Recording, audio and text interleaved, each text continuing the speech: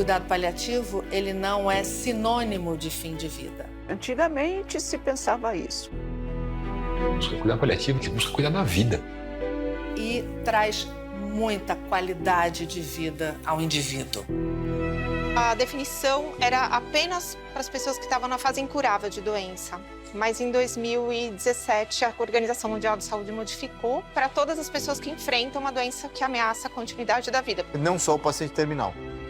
As pessoas não são uma doença, é uma doença numa pessoa que tem uma biografia e que tem toda uma história por trás. Eu insisto sempre, com a morte a gente se conforta, mas a gente não se conforma. Nós não desejamos que ela aconteça, e quando alguém deseja, é porque a vida não tem mais valia.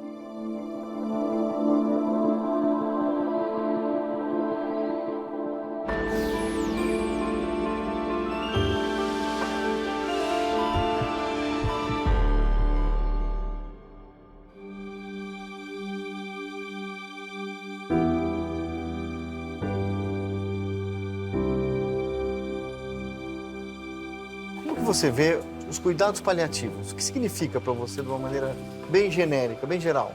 Calil, quando eu estava na formação, quando chegava um paciente que estava na fase final de vida, que a gente sabia que a medicina não tinha nada para oferecer para reverter aquela situação ou modificar o curso natural da doença, o que eu ouvia, o que você ouvia, todo mundo ouvia era: não tem nada para fazer.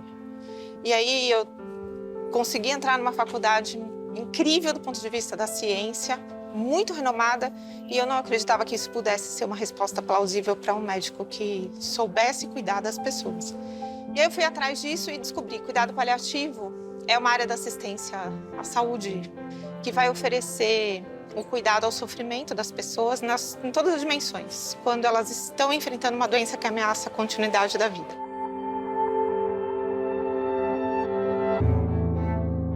Há 4 grandes áreas do conhecimento humano que tentam fazer com que a nossa mortalidade ela seja colocada fora do nosso campo de vida.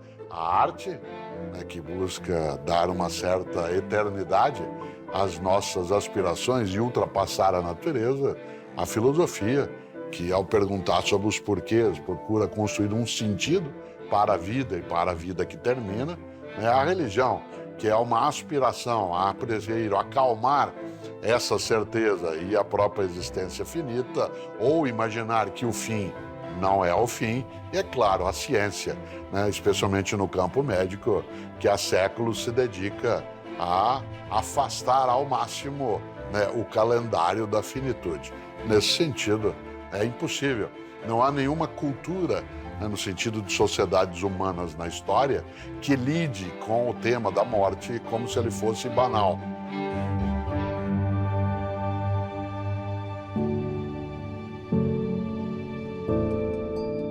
Até pouco tempo, infelizmente, havia uma ideia equivocada que chega um momento em que não há mais nada a fazer e aí entrou em cuidados paliativos, e assim, sabe, com este tom, né? Como se então não vamos mais cuidar dele, agora cuidados paliativos, que significava, 2 pontos, está morrendo. Com muita luta, com muito estudo e as pessoas trabalhando ativamente para isso mudou. Para a gente pensar, não, é quando começa a tratar a doença. Um paciente com uma doença grave, ele também faz parte o cuidado paliativo para minimizar o quê? O sofrimento? É o sofrimento. Dar mais força para aguentar a doença? Você vai ter toda uma série de sintomas físicos, Calil, que são muito desafiadores. E o paciente muitas vezes tem uma dor muito intensa e o médico diz para ele que vai fazer o tratamento, que seja do câncer, por exemplo. Vai fazer a quimioterapia, a radioterapia. Ele vai ter que esperar 15, 20, 30 sessões de radioterapia para ter o alívio da dor. Mas ele já está com uma dor insuportável. Então, a gente coloca no tratamento da doença a única forma de resolver a questão dos sintomas. Mas nós temos muitas alternativas, muitos caminhos para aliviar o sofrimento em paralelo ao tratamento da doença. Então, não é que você passa o paciente para paliativo e nunca mais você cuida dele. Se você colocar o paciente em cuidado paliativo de mãos dadas, assim, com tratamento de base, você vai ver um paciente que tem condição de superar todas as adversidades do tratamento e alcançar um tempo de vida muito maior do que se ele não tivesse esse cuidado. E com melhor qualidade de vida. Muito melhor.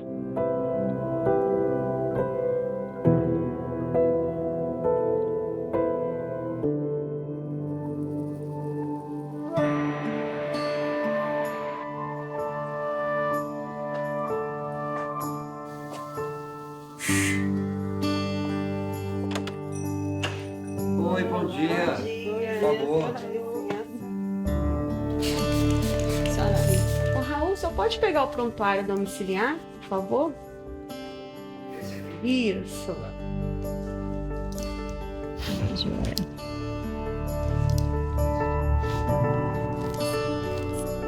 Tá 12/7, dona Erundina. 12%. Tá bom, né? Excelente. Obrigada. Esse prontuário domiciliar, nós costumamos registrar o atendimento que foi realizado, né? Então, aqui está identificado os profissionais que realizaram o atendimento, a data do atendimento e alguns dados, né, da dona Erundina. O coração tá direitinho. Hoje a gente está atendendo aqui a dona Erundina, é uma pessoa muito querida, que a gente já conhece há 5 anos, né? Há um mês a gente está acompanhando a dona Erundina em casa, mas a relação da dona Erundina com a equipe da assistência domiciliar já é uma relação antiga que começou através do marido dela, que foi tratado no hospital do INCA durante 5 anos. Começou, na verdade, a ser acompanhado pela equipe de cuidados paliativos do hospital. Como o cuidado paliativo ele é voltado não só para a pessoa que está sendo atendida, mas também para a sua família, a gente teve a oportunidade de conhecer bastante. De forma que o atendimento era sempre feito para os dois, não era feito só para o seu Raul. A gente vinha aqui, atendia ela, né? E há 2 anos, então, ela teve o diagnóstico do câncer de mama. Foi quando ela começou a se tratar também no INCA. O tratamento dela é um tratamento, né, de hormonioterapia, em que ela toma um remédio, né, pela boca, né, um tratamento por via oral, e que não impede de estar acompanhando, né, com a equipe de cuidados paliativos. Porque cuidado paliativo não é um cuidado para quem está morrendo. O cuidado paliativo ele deve ser iniciado a partir do diagnóstico de uma doença potencialmente, né, grave, né, ameaçadora da vida. Então, não são aspectos contraditórios.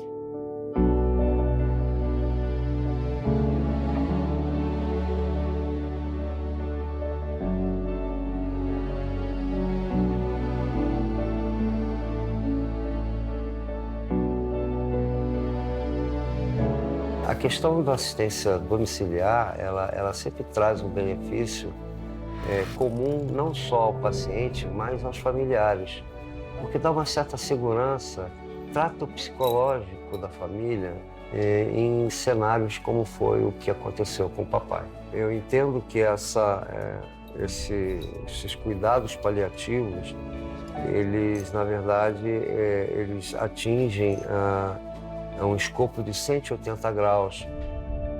Você acaba criando um novo horizonte. O continuar vivendo, o ter vontade de viver, o ter interesse pela vida. Acho que se todo mundo se sentisse como eu me sinto hoje, no final da vida, acho que seria feliz. Eu não sei se fiz muitos pecadinhos por aí. Não sei se Deus vai ter que perdonar os meus pecados. Vida é sentir-se bem. É que tudo o que elas me dão, eu aprovo e sigo todo o tratamento que me é dado desde o princípio.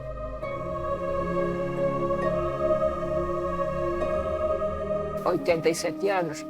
Mas também, quando tenha que ir, que seja em paz. Me conta um pouquinho sobre o seu livro. Qual o título mesmo? A morte é um dia que vale a pena viver. Vale a pena viver o dia da morte? É isso, não? As pessoas chegam pra mim e falam assim, Ana, tem um filme que eu acho que é a sua cara. Aí eu vou ver, é sempre uma tragédia, é sempre uma história triste. Eu falo assim, gente, vocês não conhecem a minha cara. Eu gosto de... não conhece mesmo. Eu gosto muito de Piratas do Caribe. A série do Jack Sparrow, que eu falo que é um anti-herói, mas é o herói humano, né? Com todas as qualidades e defeitos de um ser humano. E numa das cenas mais incríveis que eu vi no cinema, numa luta lá entre os piratas, numa tempestade, um redemoinho no mar, uma cena absurdamente incrível. Um dos piratas levanta a espada e fala: a morte é um dia que vale a pena viver. E aí eu falei, gente, ele tem toda a razão, essa coisa de você estar vivo no último dia. Então, eu trabalho para que as pessoas estejam vivas até o último dia que elas estejam nessa dimensão aqui.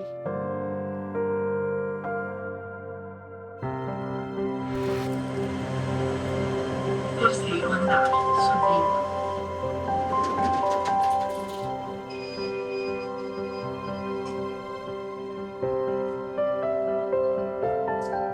Esse aqui é o Hospital do Câncer 4, é a unidade de cuidado paliativo do Instituto Nacional do Câncer, no estado do Rio de Janeiro. A gente é responsável pelo acolhimento dos pacientes que, durante o seu tratamento, desenvolvem o avanço da doença, né? E com isso, os seus tratamentos propostos na admissão do INCA, eles são interrompidos. E a gente é responsável, então, por seguir com o acompanhamento na modalidade do cuidado paliativo exclusivo. A gente está com uma paciente internada aqui, dona Sheila, né, 56 anos, uma neoplasia de tireoide. Ela foi encaminhada, então, para cuidados paliativos exclusivos agora, dia 21 de abril de 2021. E após o controle da dor e o término da radioterapia, ela volta para casa e volta a ser uma paciente do ambulatório. Olá, oi, Eliana, oi, dona Sheila. Vamos conversar um pouquinho? Vamos. Quando a senhora soube que a doença tinha retornado, isso mudou alguma coisa? Você teve algum medo nesse momento? Mudou. Conversou com a família? Eu conversei com toda a minha família, né? E tive medo, não tinha como não ter medo, né? Uhum. Pra mim, o pior foi quando o último tratamento, que o médico disse que não tinha mais jeito. Mas a fé que eu tenho em Deus e cercado de várias pessoas que todos os dias me levantam com palavras, sabe, que te sustentam. E o neto, né, maravilhoso. Qual o nome do neto? Heitor.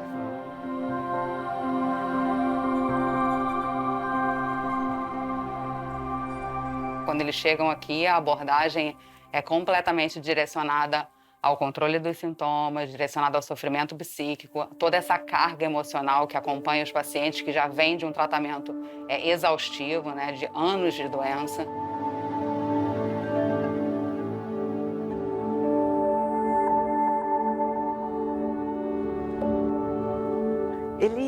Ele não deixa de ser enquanto ele recebe os cuidados paliativos, né? Eu fico um pouco assustada quando as pessoas entendem que é oferecer um cuidado que quase infantiliza o paciente, sabe?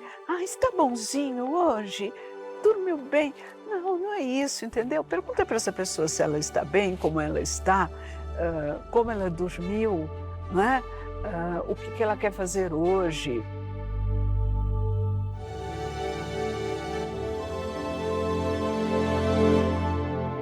O CREMESP, ele acha tão relevante, entende ser tão relevante, melhor dizendo, esse tema, e isso tanto é que nós estaremos lançando oportunamente um manual de 800 páginas, onde se discorre sobre várias questões, inclusive aspectos bioéticos, e, claro, se destinam aos médicos, às equipes multiprofissionais, de apoio.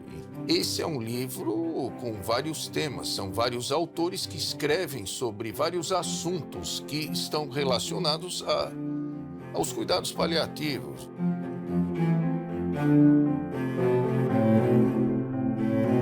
No caso do paciente terminal, aí você obviamente insere o atendimento de cuidados paliativos, não é isso?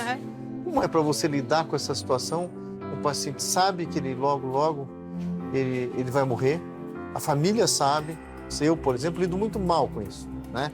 O paciente meu terminal, seja que está na UTI, eu lido mal com isso. Como você lida?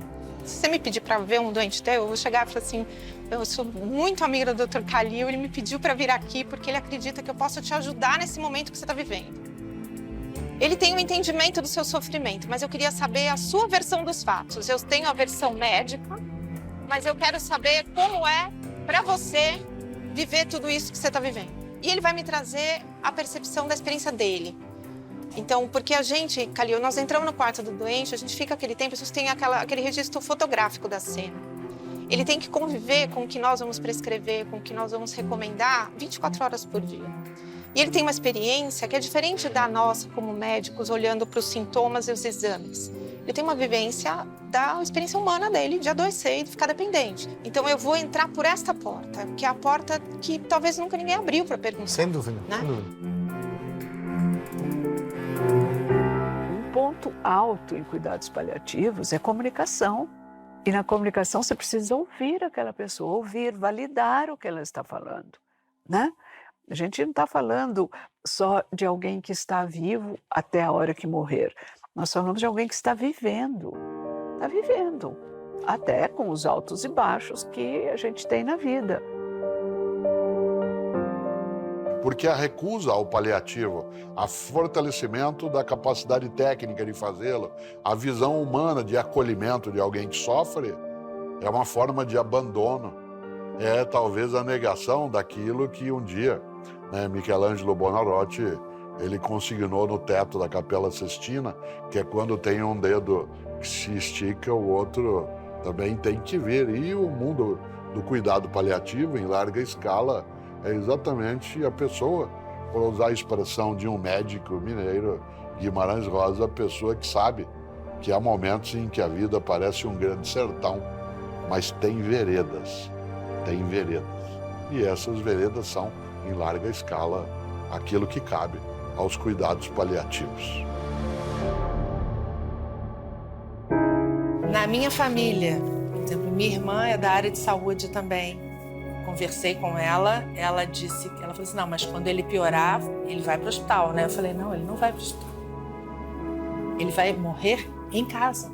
Essa é a nossa decisão.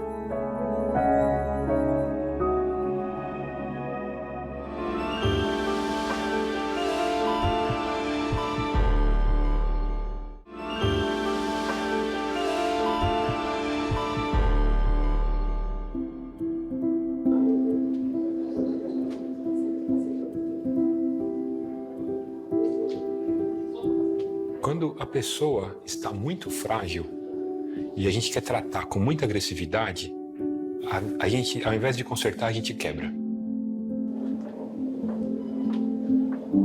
Uma pessoa que foi transformadora nessa história foi uma mulher, para variar, mulheres fazendo grandes revoluções, chamada Cicely Saunders. Ela tem uma frase que eu acho que é muito bonita e muito impactante, assim. Eu quero que você sinta que eu me importo por você ser você, e que eu quero cuidar de você não só para você morrer em paz, mas principalmente para você viver até o dia da sua morte.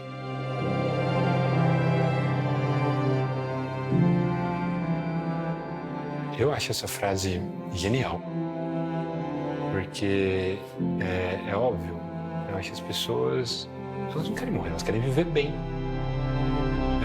E eu acho que é isso que o cuidado paliativo busca. O cuidado paliativo, ele não busca cuidar da morte, ele busca cuidar da vida.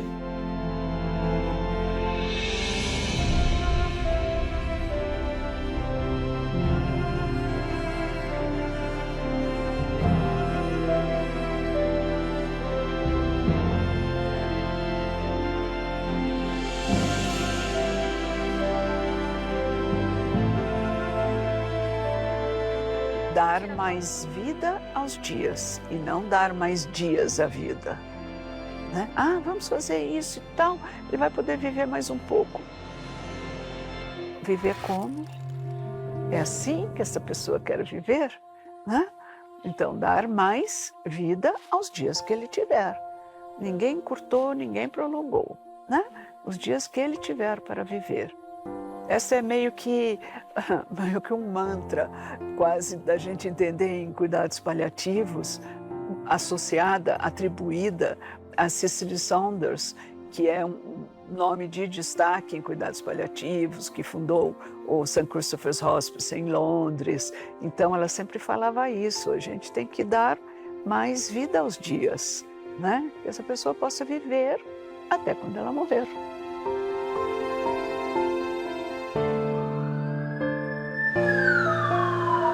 A sociedade moderna, o avanço da tecnologia, a medicina avançou e a gente acabou hospitalizando a morte, né? A gente tirou a morte de dentro de casa, que era uma coisa natural antigamente, e a gente passou a deixar os doentes que vão a óbito dentro dos hospitais, dentro das unidades fechadas, em CTIs, isolados das suas famílias. E a questão do cuidado paliativo é justamente voltar a conversar também sobre isso, né? Por que a gente não pode voltar a discutir se o lugar o domicílio também não pode ser seguro para que alguém faleça se essa for a sua vontade, né?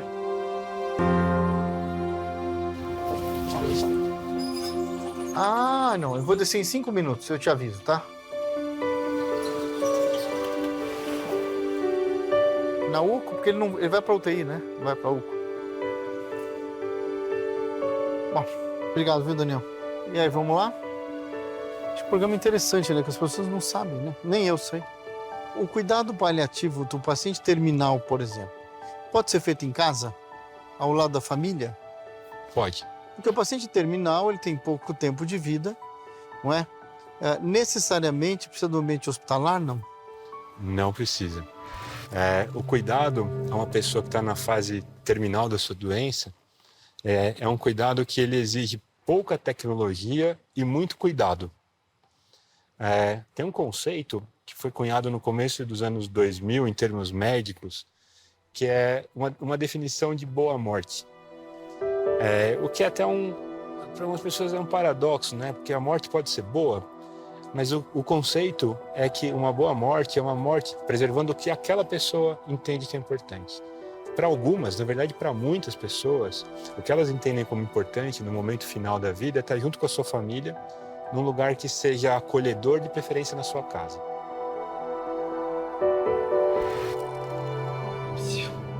Quer jogar? Quer? Sim. Porque ele por fora parecia aquele cara que você olhava assim, pô, ele é sério, não brinca nem nada assim, mas por dentro ele tinha um coração imenso, um coração como poucos têm. Era um cara incrível, um cara sensacional, que fazia questão de estar sempre ali presente pra gente. Ele fazia questão muito de domingo estar sempre levar a gente para tomar café. Ele gostava muito também de sentar para assistir jogos comigo, com meus irmãos também. Ele gostava muito de tênis também.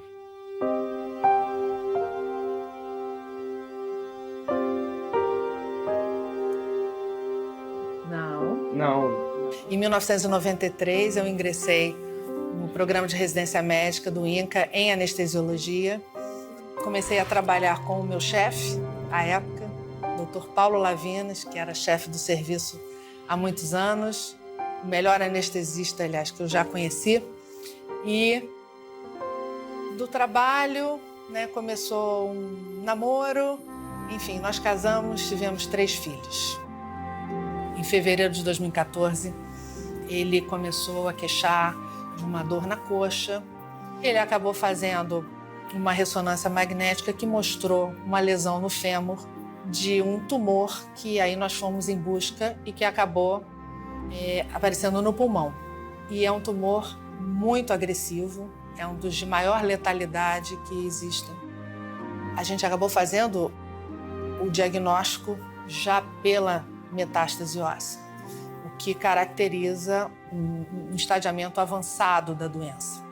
Terminaram, né, as sessões da quimioterapia e, apesar disso, a doença avançou com metástase cerebral. Então, ele fez o diagnóstico em fevereiro de 2014. Então, entre o processo de diagnóstico e o falecimento dele, foi exatamente 1 ano. Os nossos 3 filhos, os 2 enteados, ou seja, os nossos 5 filhos, participaram, né, desse processo. E colegas do próprio Instituto do Câncer, alguns ficaram assim meio assustados, incomodados com assim, eu me manter trabalhando. Outra coisa que também assustou foi a decisão de que ele não morreria no hospital, de que ele morreria em casa. Por exemplo, minha irmã é da área de saúde também. Conversei com ela, ela falou assim, não, mas quando ele piorar, ele vai para o hospital, né? Eu falei, não, ele não vai para o hospital. E tudo será feito para que tudo aconteça da maneira mais natural possível. Ele é amassado.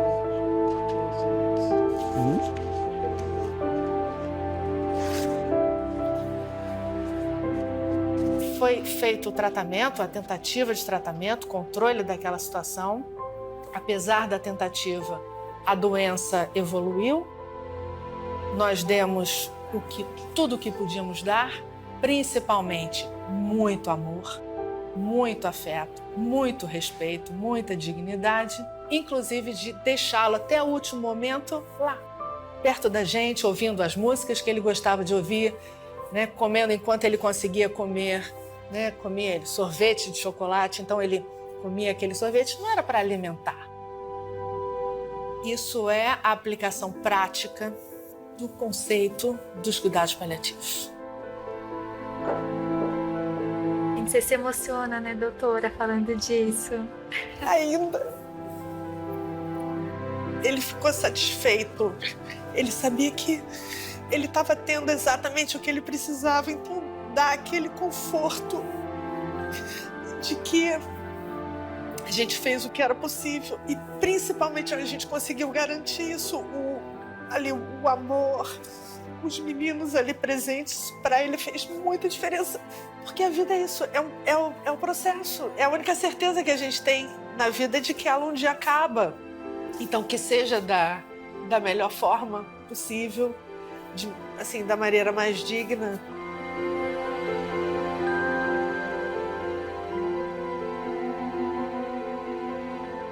A gente tem uma frase do Colin Parkes, que é um psiquiatra europeu, que ele diz que o luto é o preço do amor.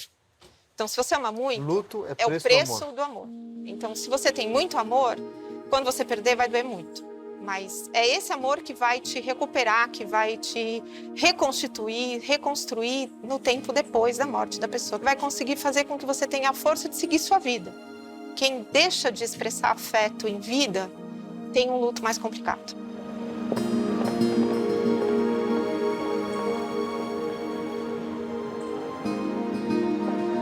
E falta muito a visão integral, holística do indivíduo. Na verdade, a medicina, ela evoluiu para a superespecialização, para a segmentação do corpo. Então, é o fígado, é o cérebro, né? É a coluna vertebral. Acaba sendo um conjunto, o paciente vira assim, um grande, meio que uma colcha de retalhos. É aquela dificuldade em ver o paciente no seu todo. E especialmente como um indivíduo e não como um conjunto de órgãos e tecidos que estão em processo degenerativo. O aparato tecnológico que nós tivemos, especialmente nos 30 anos mais recentes, afinal, é nesse tempo que houve um avanço significativo, evidentemente que a intenção era a eficácia, isto é, obter resultados que sejam muito mais precisos. Tamanho foco, né, nos leva, inclusive, a lembrar que alguém, quando se debruça intensamente, por exemplo, sobre um microscópio, pode perder toda a visão lateral, né, que tem em relação ao restante. Então, é necessário práticas, procedimentos, protocolos, em que eu até tenho aquela capacidade de olhar, né, de modo focado, mas que em algumas circunstâncias eu retire, né, o olhar exclusivo e não perca essa visão mais ampliada. Quanto essa experiência impactou nos serviços paliativos aqui do INCA? Olha, o cuidado paliativo do INCA, ele é um orgulho institucional. Inclusive, o INCA, ele já ajudou na construção de outros serviços de cuidados paliativos no Brasil. E no que depender de mim, pessoalmente, do Instituto Nacional de Câncer, nós vamos mudar a realidade da assistência em cuidados paliativos no país. Como é que é a aceitação do tratamento paliativo no Brasil em relação à Europa e Estados Unidos? Tem um levantamento da Organização Mundial de Saúde. A gente tem um nível de acesso ao cuidado paliativo aqui no país que está atrás, inclusive, da Argentina, do Chile, do Uruguai e de vários países da África também. As pessoas não têm acesso a esse tipo de especialidade. Esse é um ponto, é o acesso. Por outro lado, o que a gente tem visto, especialmente na última década, está crescendo muito rápido. E a nossa experiência é que, uma vez que as pessoas entendem o que é, a aceitação é muito grande. O maior desafio, ao meu modo de ver, é que as pessoas não conseguem entender o que é. As pessoas acham que é fazer menos, ou é alguma forma de eutanásia, ou é não fazer, quando é o oposto disso.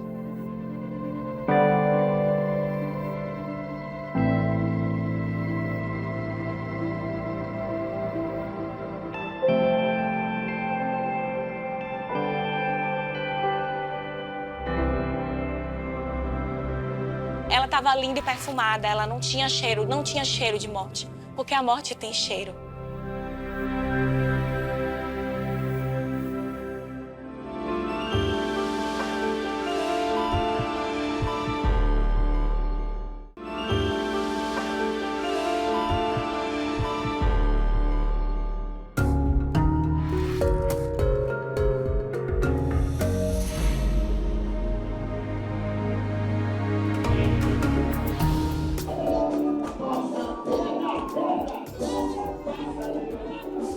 Muito vaidosa, a gente sempre chamava ela, né, Bel, de perua, né?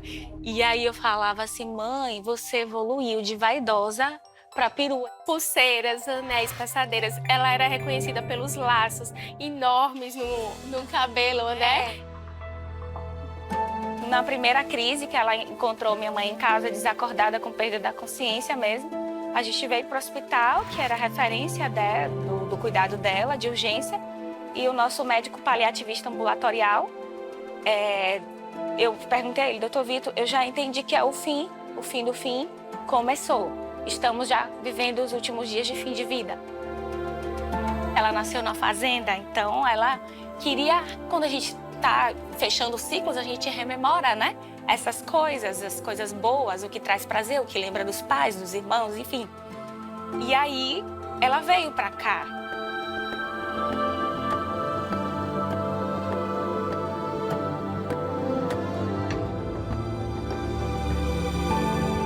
O hospice care, ele é, na verdade, um modelo de atenção, um modelo assistencial. É o cuidado paliativo na fase final de vida, né? O americano usa por definição lá os 6 últimos meses.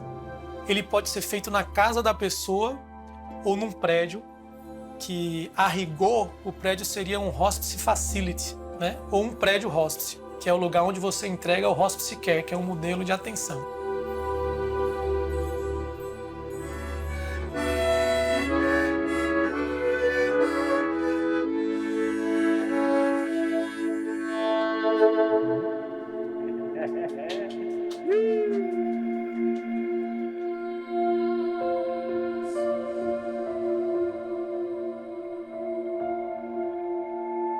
Tive uma experiência pessoal que foi muito forte para mim, assim, muito significativa, né?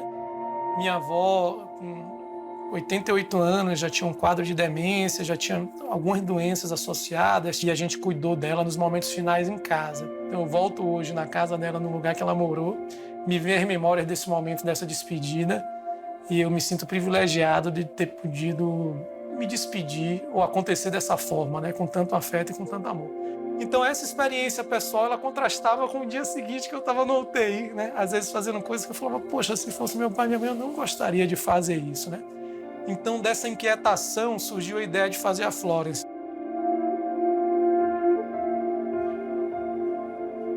Você fala em cuidado paliativo, você envolve a família. Então, como funciona o cuidado paliativo, a inserção familiar de um paciente que não tem prognóstico e vocês são chamados para atenuar aquele sofrimento antes da morte? Quando a gente consegue enxergar a biografia É a história de vida da pessoa, o que é importante para ela, o que ela considera, quais são as relações importantes para ela. E aí a gente consegue ver o que são os valores para aquela pessoa. Isso, se o paciente consegue falar, ele consegue nos falar. Quando o paciente não consegue nos falar, a família consegue trazer. E aí a gente consegue alinhar tudo, a biografia com a biologia, no melhor caminho. A gente teve uma despedida digna, uma família acolhida, né? A dor amenizada. Então era o meu sonho. Eu fiz, Deus, se você me permitiu esse conhecimento, não me deixa ver minha mãe agonizar.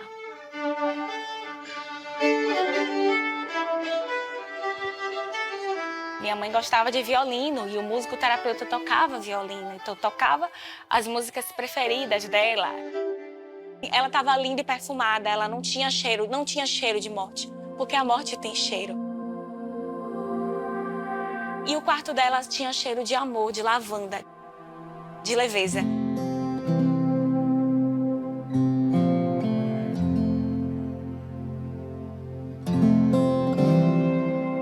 Tudo isso precisa entrar no radar da formação médica, da enfermagem, quer dizer, dos fonoaudiólogos, dos fisioterapeutas, de que, assim, da importância, da diferença que essa assistência realmente integral, pensando no indivíduo e não naquele órgão específico, a diferença que isso faz para a qualidade de vida.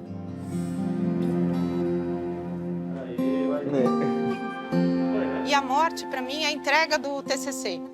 Você põe um ponto final na sua biografia, você entrega. Então, para quem acredita, tem algum tipo de religiosidade, espiritualidade, eu posso dizer que a morte é o nascimento da alma. A gente teve uma evolução espiritual por aqui, aí você aprendeu tudo, teve diploma, passou, foi promovido. E aí você eu não quero aprender nada. Então... Eu quero continuar bem ignorante nesse conceito. Né? Porque se aprender tudo, você vai morrer. Eu fiz, mãe, eu queria conversar um pouquinho com você sobre esse livro, que é o livro da Ana Cláudia, né? Essa maravilhosa, né? Esse arauto do cuidado paliativo aqui no Brasil. E aí ela fez, o que você quer conversar? Minha filha, eu quero conversar sobre a morte, mãe. A gente sempre teve papos muito cabeça. Eu tava afim de ter um papo desse com você. Aí ela, Kézia, minha filha. Aí pegou assim no meu braço e fez assim, eu não tenho medo de morrer. Morrer não é castigo, minha filha. Morrer é viver.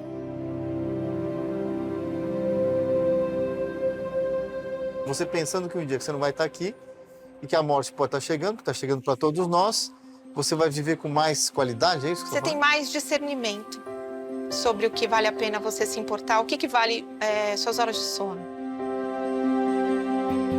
Os mineiros dizem sempre que não importa se a vida é comprida, ela tem de ser larga. Né? Não importa se ela é comprida, mas ela tem de ser larga. Essa noção de largueza da vida não é que ela então teria uma linearidade infinita, mas que ela, sendo como é, que ela seja vivenciada nos seus muitos modos de maneira intensa.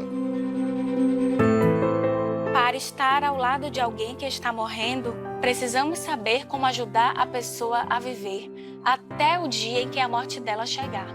Apesar de muitos escolherem viver de um jeito morto, todos têm o direito de morrer vivos.